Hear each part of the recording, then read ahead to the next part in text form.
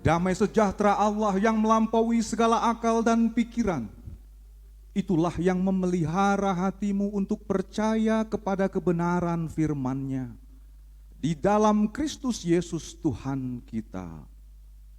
Amin. Shalom untuk kita sekalian. Bapak Ibu jemaat Tuhan yang terkasih, kalau kami melihat dari depan ini ada beberapa jemaat kita yang duduk di bagian belakang itu sudah 5 orang begitu ya. Dan memang ini menjadi gambaran terkadang ruangan kita tidak bisa menampung. Sementara ada bagian-bagian di depan yang juga masih bisa untuk geser begitu ya. Jadi kalau ada yang merasa sempit karena yang di samping kiri atau kanannya sedikit lebih bertenaga ya, boleh berpindah supaya jangan terlalu panas gitu ya. Karena memang kalau terlalu dekat dengan yang di samping itu membuat kita kurang nyaman. Karena memang kita punya rencana Bapak Ibu untuk melaksanakan ibadah kita ini tahun depan ya, di dalam ibadah yang berlanjut, artinya tidak hanya di jam pagi saja. Dan kita berharap pandemi berlalu sehingga tidak ada lagi yang membuat kita khawatir, sehingga orang yang mau beribadah juga bisa lebih nyaman untuk datang beribadah. Jemaat Tuhan yang terkasih, kita bersyukur pada hari ini, pada minggu ke-14 setelah Trinitatis, kita dituntun dalam tema yang sangat menarik. Kenapa tema ini menarik? Karena tema ini masih tetap mau menyapa semua umat Tuhan. Apa tema kita? Tuhan menegakkan orang yang hina. Tuhan menegakkan orang yang hina. Berarti kalau ada orang yang merasa hidupnya tidak hina, bukan mereka yang ditegakkan Tuhan. Harus orang-orang yang hina. Jemaat Tuhan yang terkasih, jangan terganggu dengan lingkungan sekitar kita yang membuat konsentrasi kita bisa berpaling dari Tuhan. Karena itu bisa membuat kita semakin hina di hadapan Tuhan.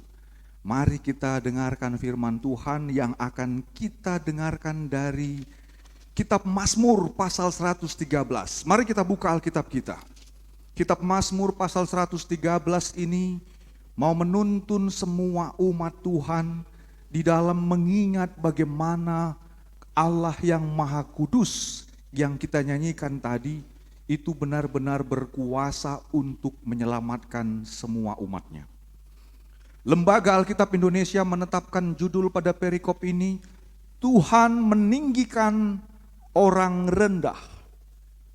Dan kami rindu untuk membaca firman Tuhan ini bersama dengan Bapak Ibu sekalian, demikian juga yang di rumah yang ikut beribadah bersama-sama dengan kita juga membaca firman Tuhan ini secara bergantian. Kami minta juga kesediaan ibu-ibu prokantor kita mewakili jemaat di dalam membaca firman Tuhan ini. Mazmur 113 ayat pertama hingga ayat yang ke-9. Demikian firman Tuhan. Haleluya. Pujilah hai hamba-hamba Tuhan. Pujilah nama Tuhan. Turkan sekarang ini dan selama-lamanya. Dari terbitnya sampai kepada terbenamnya matahari, terpujilah nama Tuhan. Tuhan tinggi mengatasi segala bangsa, kemuliaannya mengatasi langit. Siapakah seperti Tuhan, Allah kita, yang diam di tempat yang tinggi, yang merendahkan diri untuk melihat ke langit dan ke bumi. Ia menegakkan orang yang hina dari dalam debu dan mengangkat orang yang miskin dari lumpur. Untuk menundukkan dia bersama-sama dengan para bangsawan, bersama-sama dengan para bangsawan bangsanya. Ia mendudukkan perempuan yang mandul di rumah sebagai ibu anak-anak, penuh sukacita. Haleluya. Amin. Demikian pembacaan firman Tuhan. Apa yang menarik tadi Bapak Ibu dalam pembacaan Mazmur ini? Yang menarik yang pertama, Mazmur ini dimulai dari sebuah panggilan. Haleluya. Kami sudah pernah memberitahukan kepada kita, haleluya itu adalah kata yang berasal dari bahasa Ibrani, halel.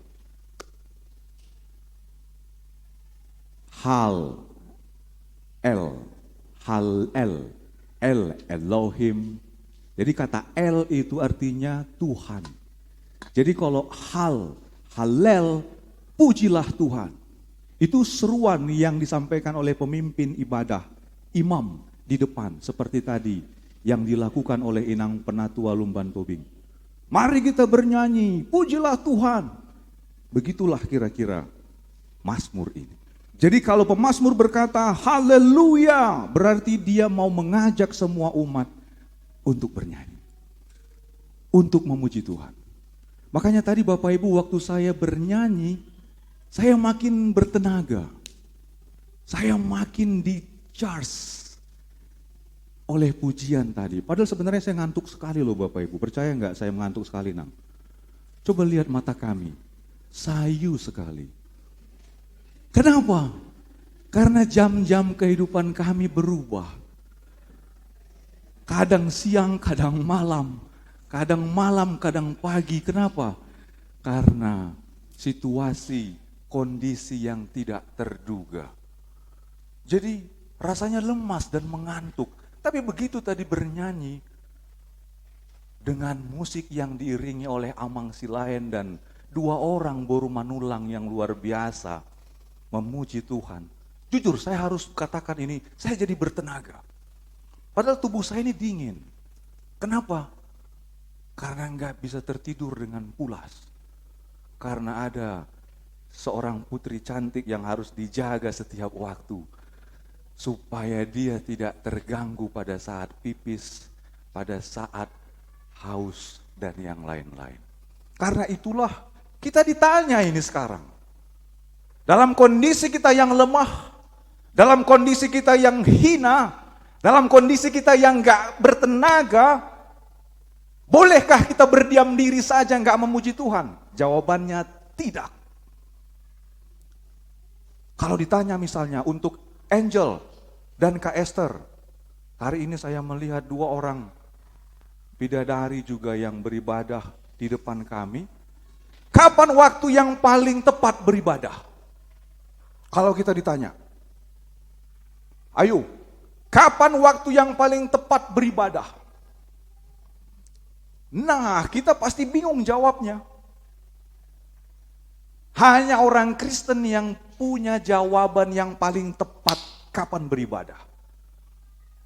Enggak diukur, enggak ditentukan oleh satuan waktu. Sekarang aja GKPI Jemaat Khusus Depok beribadahnya jam berapa, Inang?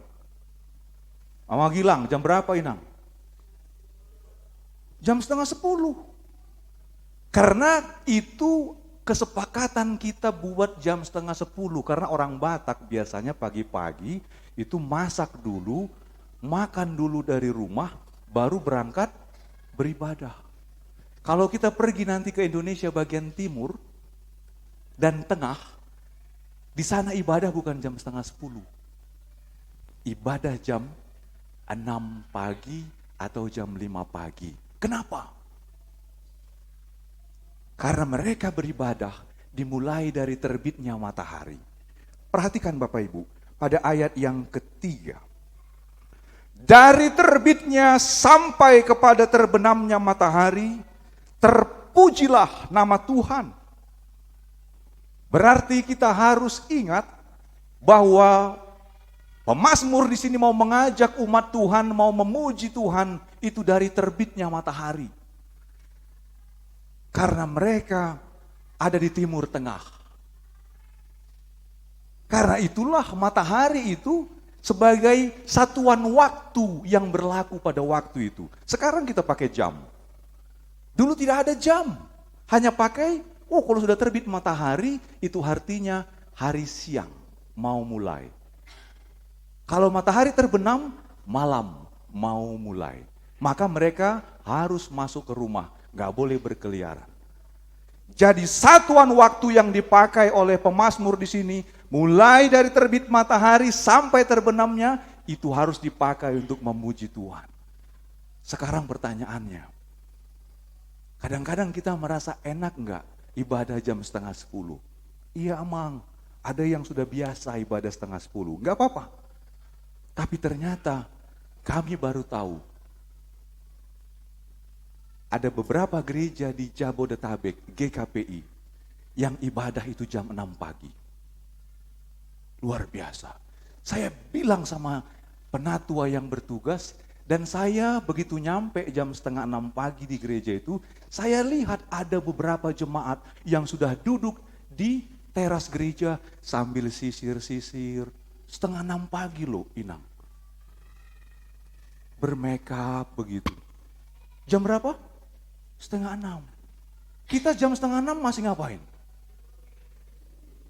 Tidur, masa sih tidur? Pasti sudah masak bukan? Ada yang sudah jalan pagi. Jam 5:30 pagi, udah bersiap-siap datang beribadah. Saya bilang, Inang, udah berapa lama kalian beribadah jam 6 pagi? Mereka bilang, udah lama Amang. Sudah lebih dari 20 tahun. Saya kagum dengan mereka yang bangun pagi-pagi. Terus saya tanya, Amang liturgis ibadah minggu pagi jam 6. Jam berapa Amang bangun? Jam 4 Amang. Saya bangun mandi, jam 5 saya siap-siap berangkat ke gereja. 1/2 jam dari rumah ke gereja. Kemudian saya sampai 5:30. Jam 6 ibadah. Saya bilang, wow.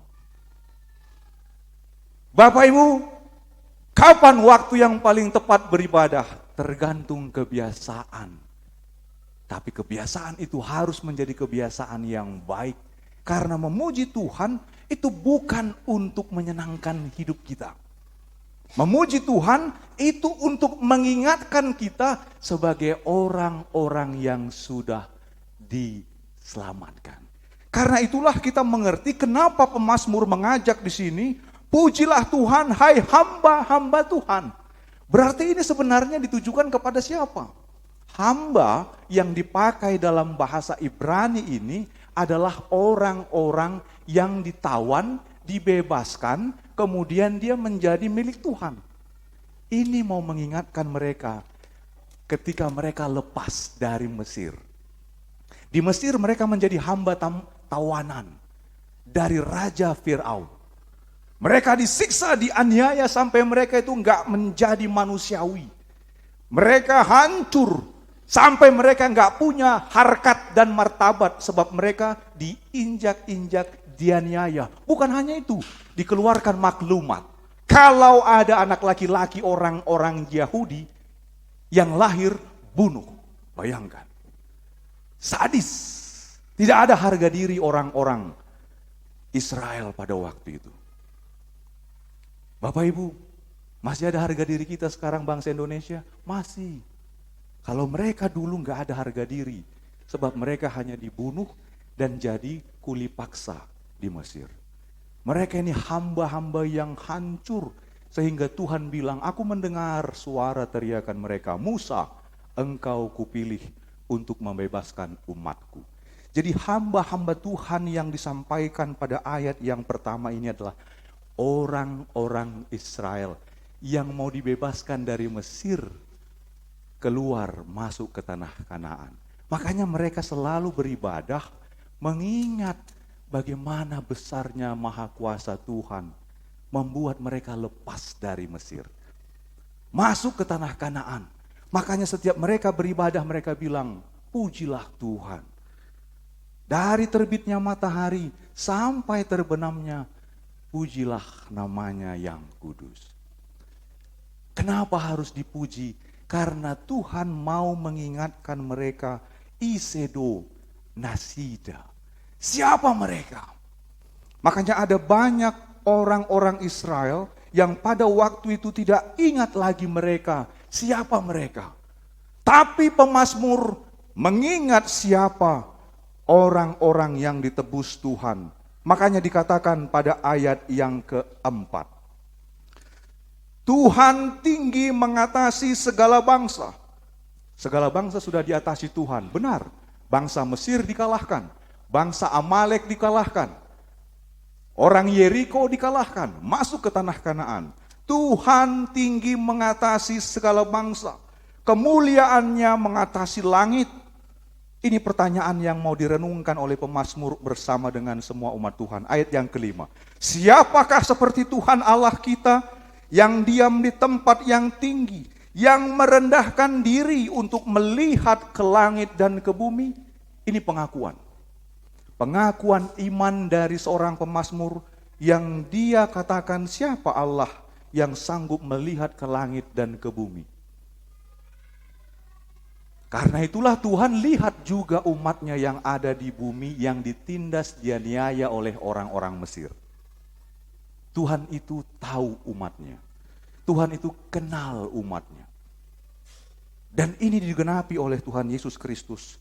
Dia yang dari sorga turun menjadi manusia yang hina. Kita masuk kepada kata kunci dari tema ini. Tuhan menegakkan orang yang hina. Siapa itu orang-orang yang dimaksud pemazmur Bapak Ibu? Mari perhatikan, kita baca pada ayat yang ke-7 sampai kepada ayat yang ke-9. Ini penting karena ini yang mau kita coba lihat dalam penekanan firman Tuhan ini. Ia menegakkan orang yang hina dari dalam debu. Berarti yang mau ditegakkan adalah orang yang hina dari dalam debu. Kemudian mengangkat orang yang miskin dari lumpur. Yang kedua, berarti ada orang yang hina dalam debu, orang yang miskin dalam lumpur kemiskinan maksudnya. Yang ketiga siapa? Pada ayat yang ke-9, ia mendudukkan perempuan yang mandul di rumah. Kenapa pemazmur harus menuliskan 3 oknum ataupun 3 klasifikasi dari orang-orang yang perlu ditolong? Yang pertama orang yang hina dari dalam debu. Yang kedua orang yang miskin dari lumpur. Yang ketiga perempuan yang mandul. Ayo, saya mau ajak kita berpikir sejenak. Kenapa pemazmur mengungkapkan 3 kelompok yang mewakili masyarakat pada waktu itu untuk diingatkan mereka ini orang yang ditinggikan Tuhan. Kenapa di sini justru bukan imam-imam ditinggikan Tuhan, bangsawan ditinggikan Tuhan, para usahawan ditinggikan Tuhan, para konglomerat ditinggikan Tuhan? Kenapa justru yang Tuhan soroti adalah orang yang hina dalam debu? Orang yang miskin dalam lumpur, orang yang mandul di rumah. Kenapa Bapak Ibu? Inilah kenyataan yang Tuhan lihat di dalam kehidupan umat Tuhan. Yang pertama, orang yang hina dari dalam debu, ini adalah gambaran dari Adam dan Hawa yang jatuh ke dalam dosa. Hina dalam debu.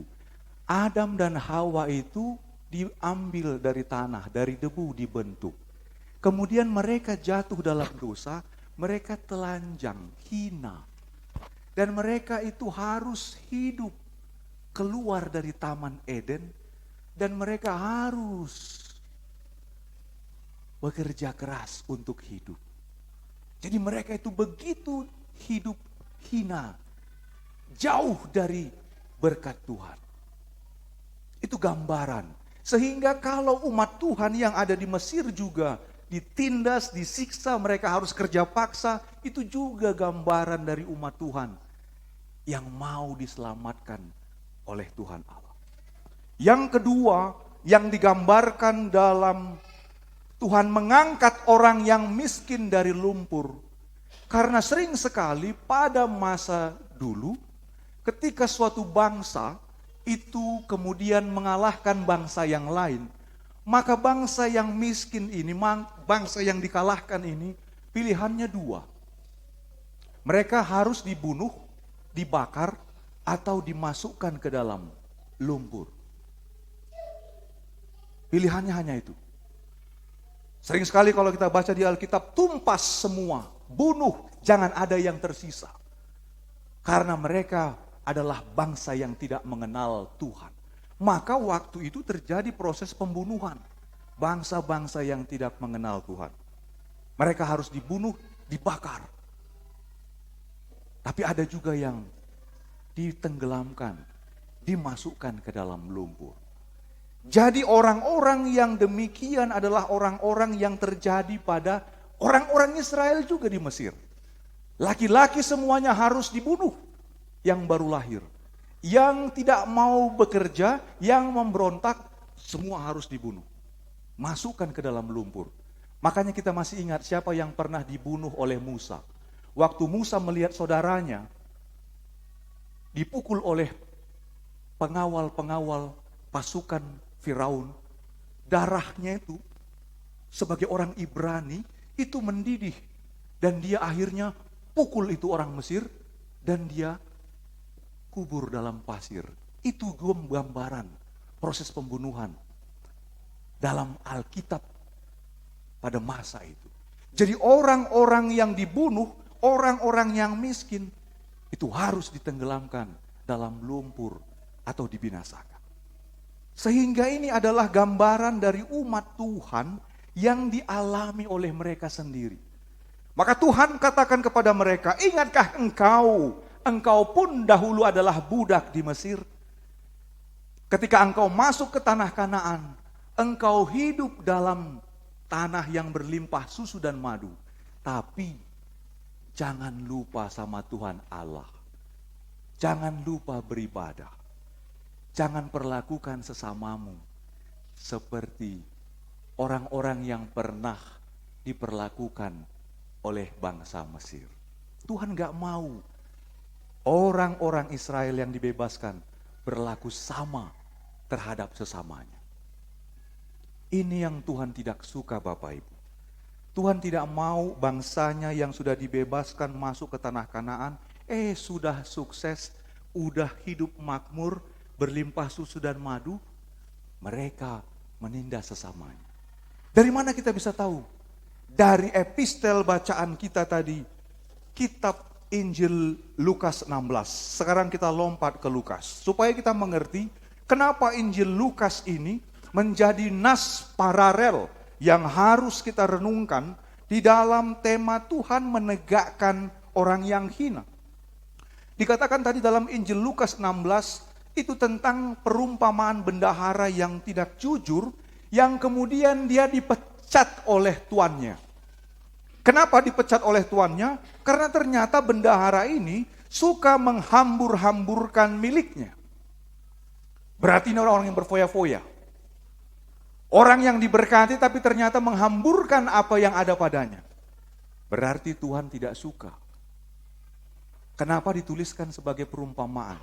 Ada bendahara yang suka menghambur-hamburkan miliknya. Padahal miliknya si bendahara ini berasal dari sang tuan. Maka apa yang terjadi? Sang tuan memanggil si bendahara ini dan berkata kepadanya bahwa berilah pertanggungjawaban atas urusanmu, sebab engkau tidak boleh lagi bekerja sebagai bendahara. Akhirnya si bendahara ini dipecat. Singkat cerita, dia akhirnya sadar aku gak punya pekerjaan lagi. Gimana caranya supaya aku bisa hidup dengan orang-orang yang miskin? Gimana caranya aku bisa hidup dengan orang-orang yang hina?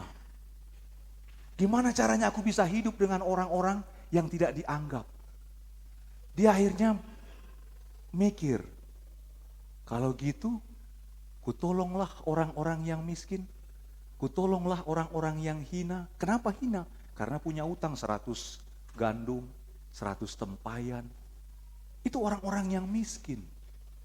Maka dia berpikir bagaimana caranya supaya aku bisa menolong orang-orang yang miskin itu.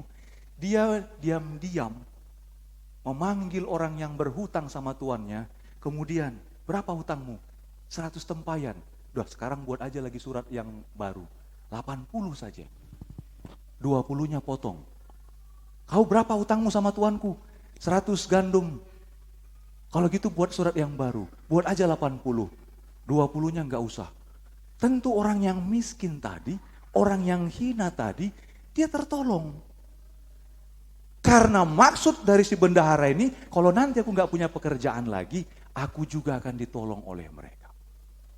Bapak Ibu, apa yang terjadi? Apakah si bendahara ini kemudian orang yang dilaporkan oleh tuannya ke pengadilan? Tidak. Ceritanya berbalik. Dari mana kita bisa tahu? Mari kita baca pada ayat yang ke-8. Disinilah rahasia Injil Lukas pasal 16. Lalu Tuan itu memuji bendahara yang tidak jujur itu. Kenapa? Karena ia telah bertindak dengan cerdik. Sebab anak-anak dunia ini lebih cerdik terhadap sesamanya daripada anak-anak terang. Nah, coba, ini satir. Ini sindiran halus sama orang-orang Yahudi. Hei kalian orang-orang Yahudi, murid-muridku. Dikasih perumpamaan ini. Justru orang-orang dunia itu lebih cerdik. Mereka lebih suka menolong orang miskin, orang yang hina dengan cara mengurangi hutangnya meskipun itu bukan haknya. Kok anak-anak terang enggak demikian? Kok anak-anak terang enggak mau melakukan hal yang demikian? Ini satir. Ini sindiran halus untuk para pengikut Tuhan Yesus yang waktu itu katanya mengasihi Tuhan, tapi mereka mengabaikan orang-orang yang hina, orang miskin, orang-orang mandul, orang yang dianggap rendah. Jadi firman Tuhan ini dalam tema Tuhan menegakkan orang yang hina ditujukan kepada setiap orang yang menyadari kita ini perlu ditolong oleh Tuhan. Kalau kita sadar kita perlu ditolong oleh Tuhan, maka kita jangan lupa, kita jangan berbuat yang Tuhan tidak suka, itu kita lakukan kepada sesama. Karena Tuhan sejak di dalam perjanjian lama menegakkan orang yang hina, menolong orang yang miskin, yang mandul. Dan orang-orang yang seperti itu yang dikunjungi Tuhan dari surga untuk ke bumi. Supaya apa? Supaya mereka beroleh keselamatan. Sehingga status mereka menjadi sama seperti bangsa yang besar. Karena itulah sejak zaman Raja Saul, bangsa Israel menjadi kerajaan. Dilanjutkan oleh Raja Daud, Salomo, dia menjadi bangsa yang besar. Tapi setelah Raja Salomo, kerajaan Israel pecah. Dan mereka menjadi bangsa yang tidak lagi punya kerajaan sampai di zaman Tuhan Yesus.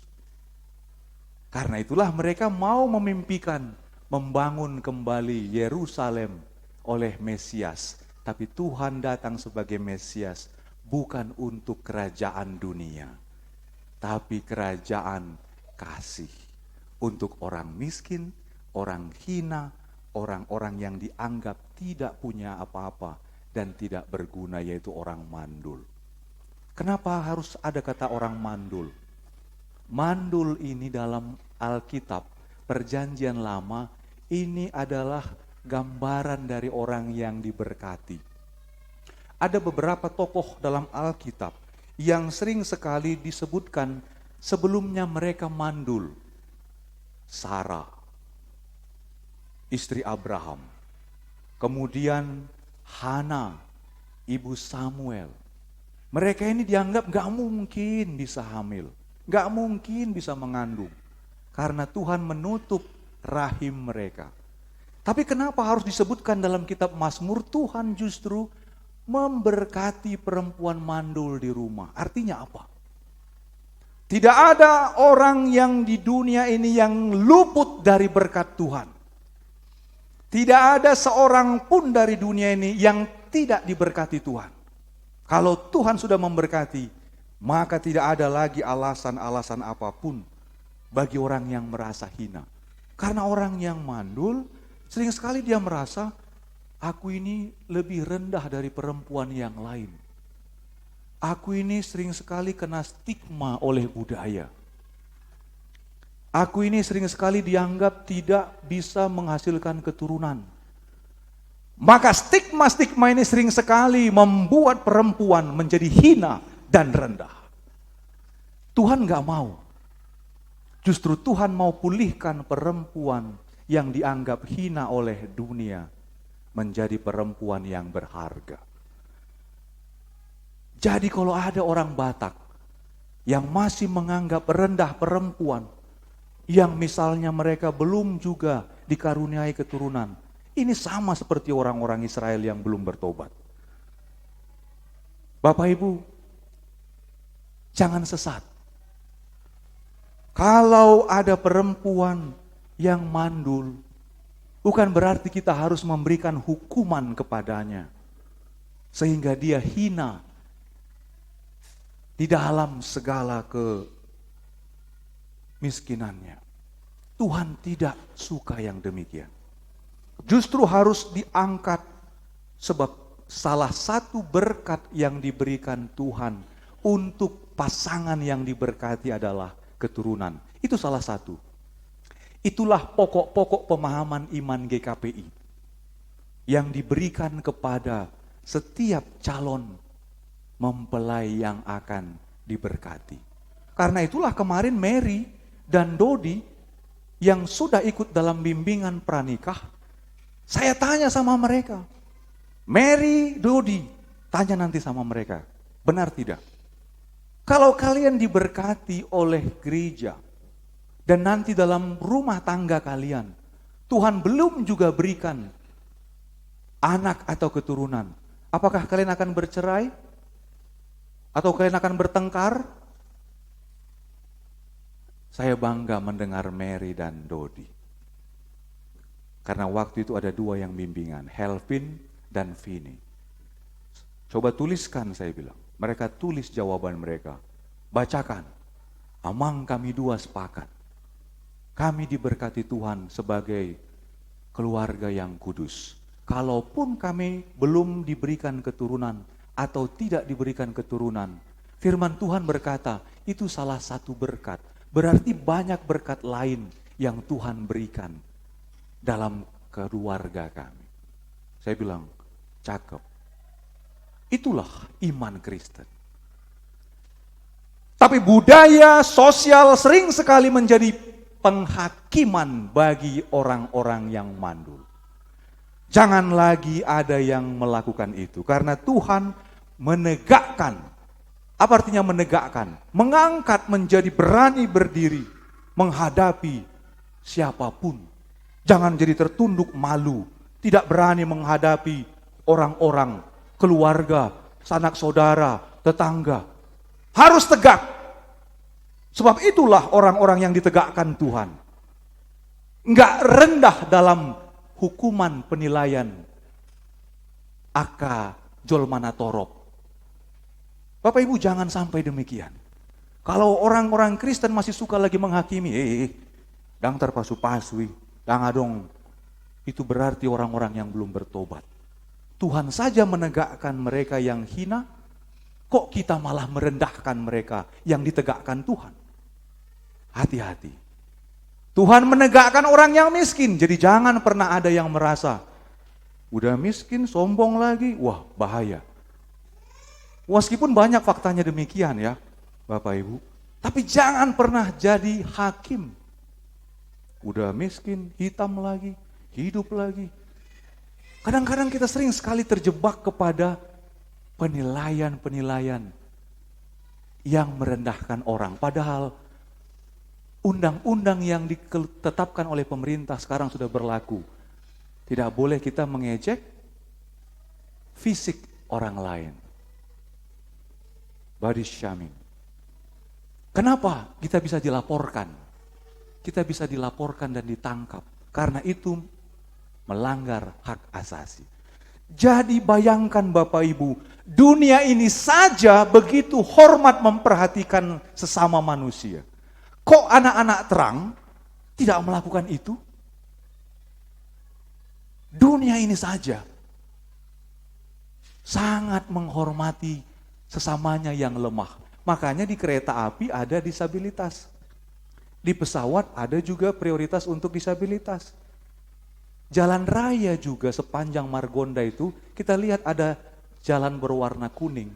Itu undang-undang yang mengatur untuk orang-orang yang disabilitas, orang yang rendah, yang hina secara manusiawi.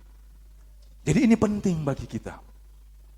Jangan sampai kita juga berlaku terhadap orang-orang yang hina, orang-orang yang miskin, orang-orang yang rendah. Tapi Tuhan meninggikan mereka.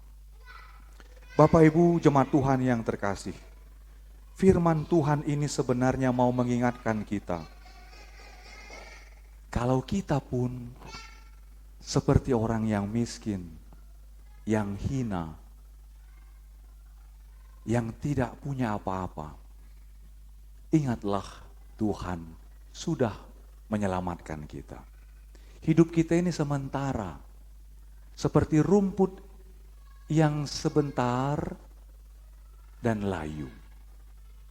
Jadi tidak ada gunanya manusia menyombongkan dirinya di hadapan Tuhan, karena Tuhan punya waktu, berikan waktu untuk semua manusia.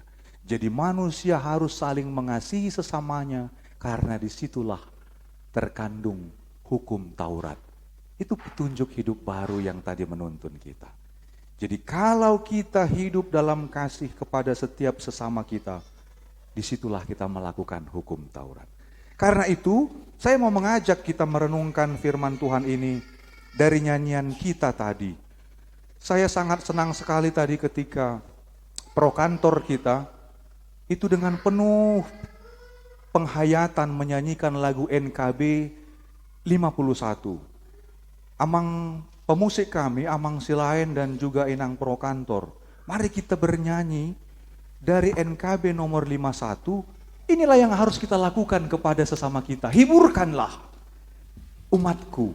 Jangan ada orang yang merendahkan sesama atau umat Tuhan. Karena Tuhan gak suka yang demikian. Dan kita diingatkan bahwa hidup kita ini seperti rumput kembang. Sebentar juga akan layu dan kering, tapi Tuhan memberikan kehidupan kekal selamanya. Mari kita renungkan nyanyian ini, karena ini firman Tuhan yang menyapa kita lewat nyanyian NKB 51 ayat 1 dan 3. Mari Inang kita nyanyikan lagu ini.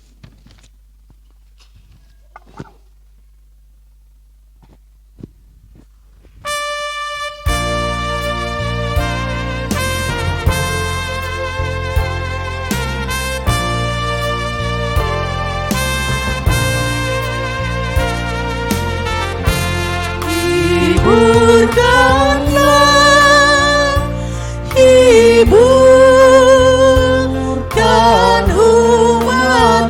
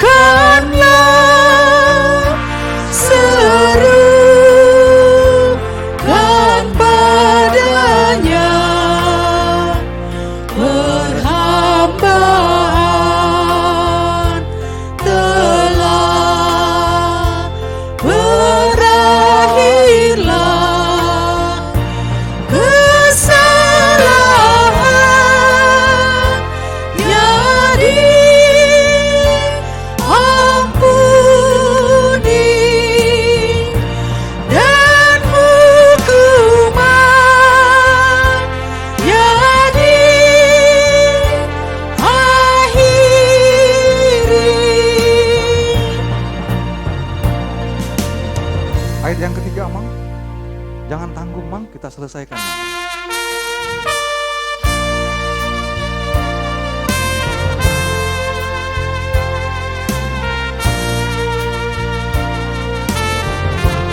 Seluruh makhluk hidup di dunia bagai kembang dan rumput di lembah, mereka akan layu dan kering bila ditiup oleh nafasnya. Tetapi firman Tuhan Allah tetaplah untuk selamanya. Bapak Ibu, kita diajak untuk menghiburkan orang yang hina, orang yang lemah, orang yang miskin, karena hidup kita sama seperti mereka, seperti rumput yang juga akan layu. Tapi di dalam firman Tuhan, kita tetap ditegakkan, disertai selama-lamanya. Amin, kita berdoa. Bapa kami yang di surga, kami bersyukur di minggu ke-14 setelah Trinitatis ini. Firman-Mu menyapa kami, sebagaimana Tuhan pemazmur mengajak seluruh umat untuk memuji Tuhan, seraya mengingat bagaimana Tuhan melepaskan mereka dari kehidupan yang sangat menyedihkan, dalam kemiskinan, dalam kehinaan, dalam ketidakberdayaan. Dan itu yang dilakukan oleh Tuhan Yesus untuk datang ke dunia ini, manggil kami orang berdosa, orang yang lemah, orang yang hina, yang tidak layak datang kepada Tuhan Allah, tetapi dilayakkan karena kami ditebus oleh darah Kristus. Tuhan, kami sadar kami orang yang hina, orang yang miskin di hadapan-Mu, orang-orang yang mandul, yang belum berbuah di dalam buah roh. Tapi kami percaya firman-Mu membimbing dan mengajari kami, supaya kami juga hidup memuji Tuhan di sepanjang nafas kami. Sejak terbitnya matahari sampai terbenamnya, kami mau memuji Tuhan. Dan diingatkan oleh firman Tuhan untuk senantiasa mengasihi sesama kami. Karena dengan mengasihi sesama kamilah kami melakukan firman Tuhan. Bapa, kami juga bersyukur untuk setiap penyertaan-Mu bagi seluruh jemaat di dalam sukacita mereka, karena Engkau yang memberkati dan memelihara kehidupan mereka, sehingga di dalam sukacita ulang tahun pernikahan mereka juga tetap Tuhan berkati, menjadi keluarga-keluarga yang senantiasa setia beribadah kepada Tuhan. Kami berdoa Tuhan kepada keluarga Bapak Eko Bravo Sitohang, Ibu Erlina Boru Sitinjak. Tuhan yang senantiasa memberkati keluarga mereka, sehingga tetap tegak, tetap setia di dalam mengikut Tuhan. Kami juga bersyukur untuk setiap jemaat Tuhan yang boleh berulang tahun. Di dalam ulang tahun pertambahan usia mereka. Kepada anak Tuhan Abigail Simanungkalit, Saudari Era Lestari Sihombing, Saudara Marco Antonio Sibarani, dan Ibu Dormin Boru Sihombing. Tuhan, kami bersyukur untuk kebaikan-Mu bagi setiap jemaat Tuhan yang berulang tahun. Maka kami percaya Engkau yang tetap memelihara dan memberkati mereka, sehingga di dalam kehidupan mereka, mereka boleh memuji dan memuliakan Tuhan, karena Tuhan yang telah memberikan mereka umur yang panjang sebagai tanda pemeliharaan Tuhan. Terima kasih Tuhan untuk semua kebaikan-Mu bagi seluruh jemaat yang datang beribadah, baik secara on-site di gereja ini, maupun juga yang beribadah secara online. Engkau yang memberkati semua jemaat di dalam pekerjaan mereka, di dalam setiap usaha mereka. Tuhan, tolong kami orang-orang yang membutuhkan penyertaan-Mu, sehingga kami semua Tuhan tegakkan, Tuhan sertai, sehingga di dalam kehidupan kami keluarga lepas keluarga, kami percaya Tuhan yang memberkati. Terima kasih Tuhan untuk semua kebaikan-Mu bagi kami. Kami serahkan seluruh kehidupan jemaat-Mu sepanjang minggu ini hanya ke dalam tangan pengasihan Tuhan saja.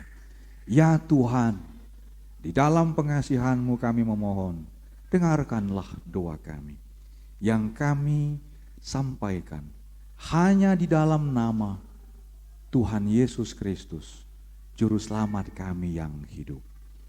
Amin.